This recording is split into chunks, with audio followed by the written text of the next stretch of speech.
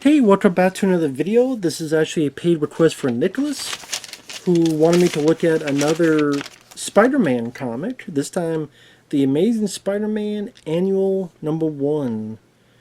And again, trying to do it this way so I could get a bit more of a visual bits to it instead of just me talking. But thank you, Nicholas, for the request.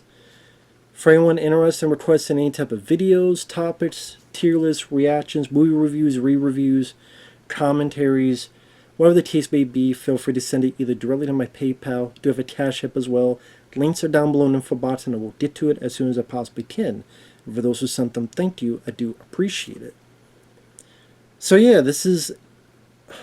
Stop. Go back. But The Amazing Spider-Man #1, 1964, the annual. So it's a bid book. Imagine that, 25 cents. Can you imagine anything you could buy for 25 cents? I don't think there's a single thing you could buy for 25 cents nowadays. Not even gum. Gum is like $2 or something. You can't buy anything 25 cents. But those are realities of inflation. So Stan Lee and Steve Ditko. I think the comic, I don't know, a couple months or a year, maybe a year, but this features the Sinister Six, which if you tell Vulture, Electro, Craven, Doc Ock, Sandman, and Mysterio. So no Green Goblin, no... kind of surprised no Green Goblin.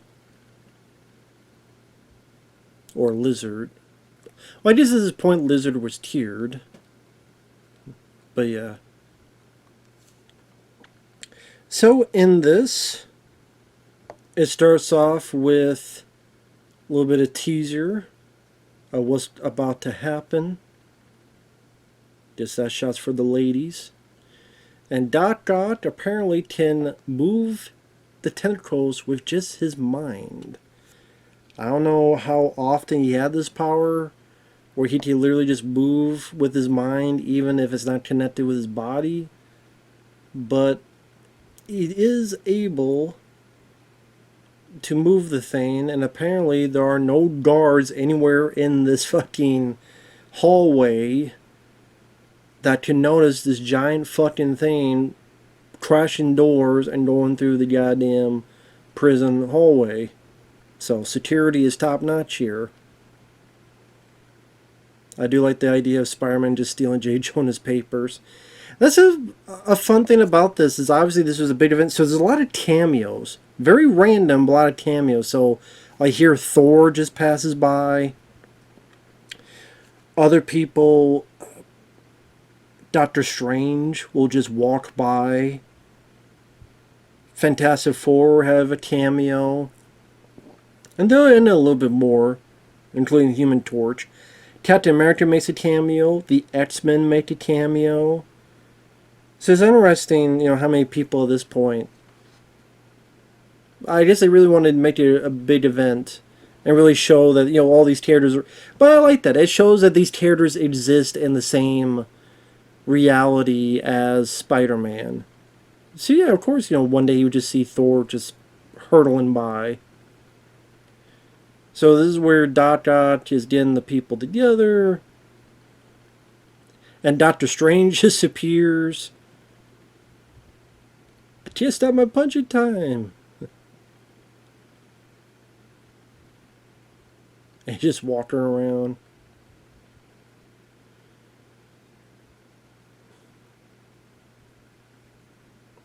This is where Spider-Man is. We get a little bit of the remembrance of how Spider-Man started and Uncle Ben and how he could have done more. And he feels that his powers do more damage than good. And for some reason, he loses his powers. Much like in Spider-Man 2 by Sam Raimi, where his powers just get lost. I wonder if Sam Raimi read this, or something akin to this, to get the whole losing powers thing.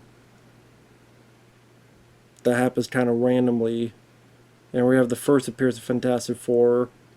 You just messing around. And now he's happy that, hey, I could live a normal life, which Spider-Man, Peter Parker a lot of times felt that he wanted to live a normal life.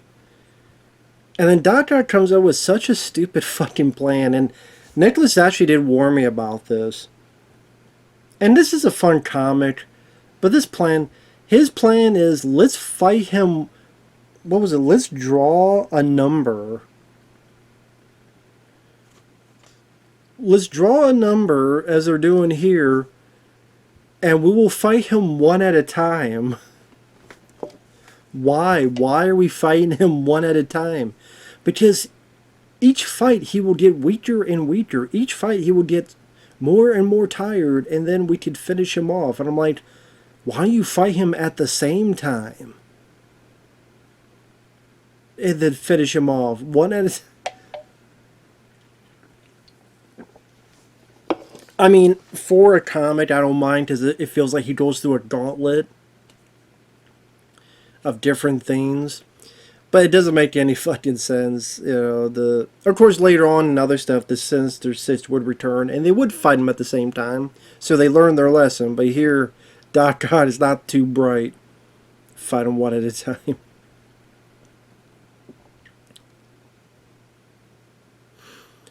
Peter Parker doesn't go to school, so Aunt May is worried, and that's where she's going to go see Betty Brant.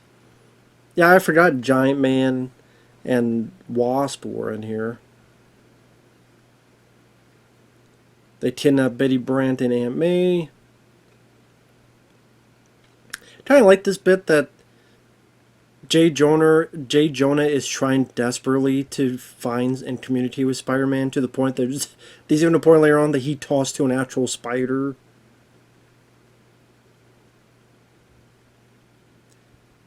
Now see, here's another thing I didn't understand. Not just, Doc Ock's plan. But it's like, okay, these two people have been kidnapped, and this group wants to fight Spider-Man. The Sinister Six group. The Sinister Six have captured Betty Brant.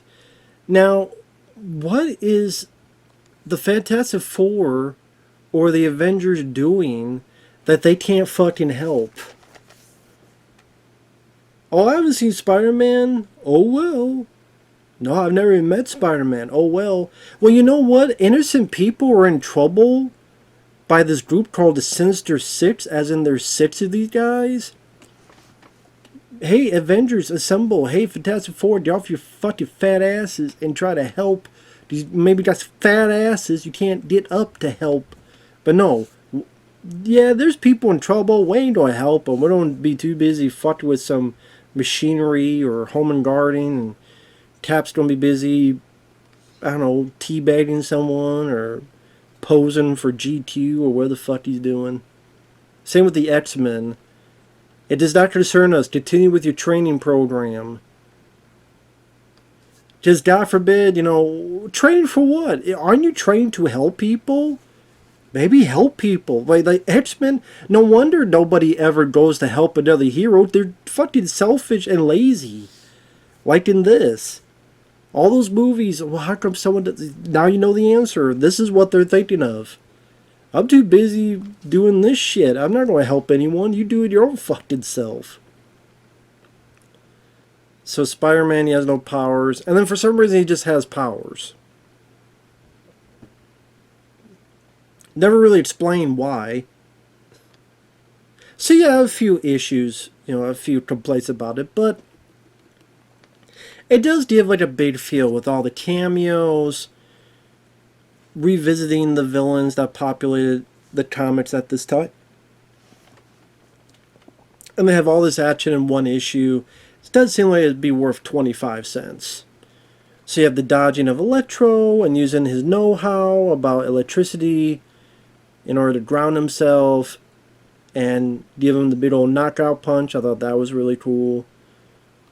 There you go, Iron Man making an appearance. There you go. Then we got Kraven and dealing with the leopards. Fighting all 3 at once. Fucked with Kraven. Steals his shit. Now, this is the last time we see Traven until he's arrested. How did he get arrested? I don't know, because Traven is still free. Like, Traven wasn't punched out, he wasn't knocked out, he wasn't tied up. So what, did he stay there for the cops to come? So I thought that was a bit weird. You should have at least had him knock out Craven or something. Or tie him up or something. Have him trapped. Just why does he get arrested? A little bit with the Human Torch, and he's like, I need to do this on my own. Now, granted, if two of my loved ones are in danger, I want all the help I could get. Fuck the ego. Interesting, the Human Torch says, Rots of Ruck. What, you fucking Scooby-Doo? Row. Just a weird thing for the Human Torch to say. I guess it's just him trying to be funny. I like this because I'm like, what the fuck? The X-Men? And this is how the X-Men originally looked with these costumes. It was Beast, Angel, and Cyclops. But you find out that they are robots, and it's because of Mysterio. So I like that idea, that you kind of have them find the X-Men as Mysterio. Fuck you, fool. Then using his smarts to find and decipher. Now, I didn't know this is how his Spidey sense worked, that he could detect a message that you can't read. I mean, I didn't know Spidey sense worked that way, but I guess they'll just pull shit out of their ass because it'll fit. There's one point he'll never do it again. Yeah, this is why I find funny. J. Jonah is like, did Spider-Man send you? If Ant-Man can talk to ants, then can Spider-Man talk to spiders? I like that thinking. Yeah, that was pretty funny. His deal with the Sandman.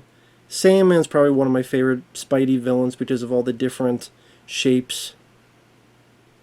So this I thought was interesting, that he comes in with a trap, but he fucks up and makes the trap airtight so he can't fucking breathe. Then the Vulture's like, you know what? Each time you were fighting with me, you had those web shooters, take them off. So I kind of like that. He had to fight him a different way. So he uses some ingenuity, some rope, and a ride 'em cowboy. Like he's riding a damn atomic bomb right down by Dr. Strangelove. See, at least there he ties him up. And it's all up to Doc Ock. Give some nice hits in there. And this weird, like, this interesting, like, scuba thing he has. And this big old fishbowl. Like, who made that fishbowl? It makes me wonder, who the fuck made that? But a different environment for Spidey to fight in. Different type of battle with Doc Ock. You gotta make these battles different enough when you fight the same villain over and over again. Everything's fine and dandy. I like that she gets mad at... Number one, she's upset that she can't watch the Beverly Hillbillies. Interesting programming for her. And the fact she doesn't like someone saying, you're the ever-loving greatest. I don't know that was slang, let alone awful slang, but I guess for 1964 it was. How times have changed.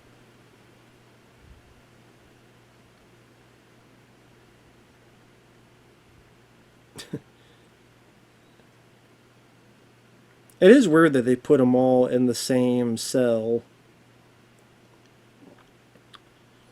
And what's to stop Sandman from just using his powers? What's the guard going to do? Use harsh language?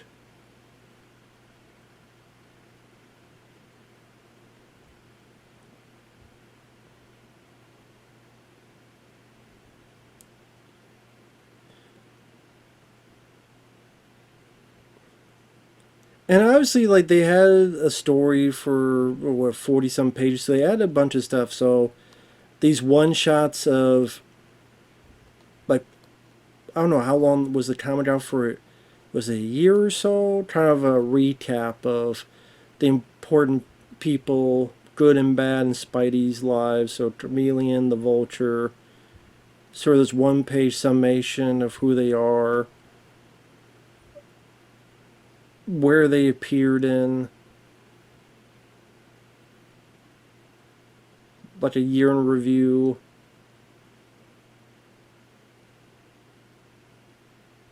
If not a year, then, you know. So I like that. They kind of give, you know, the day when they appeared in. And then, hey, the Secrets of Spider-Man. Which I swear for some reason I remember seeing this part somewhere else. I don't know where, though. For some reason I remember there was some library book that had this part in it, but I don't know what the fuck it was now. Because it wasn't Annual Spider-Man, but like the Secret Spider-Man. For some reason, because I remember this shot, like this picture, seeing it somewhere else, but I don't remember where. Because I know I never read this specific comic before, but I do remember seeing this shot with these three on the side. Unless there was something else that was similar to that, I don't know. But it shows like all the powers he could do, how agile he is, his web shooters. I like this, like what he can do, how his web works, how powerful it is, all the different things. I think this is really cool, all these little details. The secrets of his mask.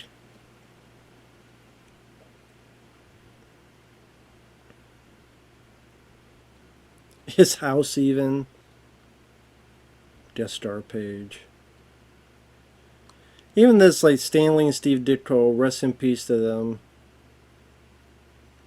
Kind of putting themselves as characters and embellishing how the work is. Comes up with the idea at the end of the night, takes Steve Ditko all this time. He finally does it, and all of a sudden Stan has another idea. So that was kind of neat too, like a little bonus. So this is a fun bit. You know, I like all this added stuff. It's not just the story, a little behind the scenes of how they do it, how they draw and stuff.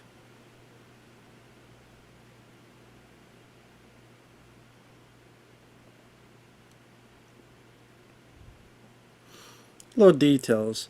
Fill in the area of black. I'll fill in the heavy black areas with my brush. Now to erase the pencil lines which still remain.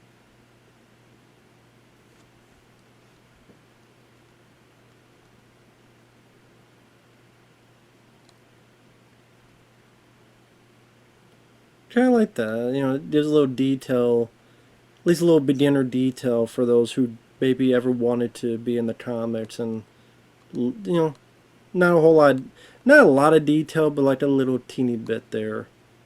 And now it's just a nice ode to these two. Which I know a lot of people give shit to Stan Lee nowadays. They say that he stole a lot of stuff. I don't know about all that, but I definitely think Steve Ditko needs the credit as well. Without him, it wouldn't be what it is today. But yeah, rest in peace to these two. But yeah, this was a fun one. This was a fun issue. Again, some little nitpicks here and there, but a lot of action. You know, the gauntlet. Anytime you have the Sinister Six, definitely shows that Spider-Man is more than capable of doing things.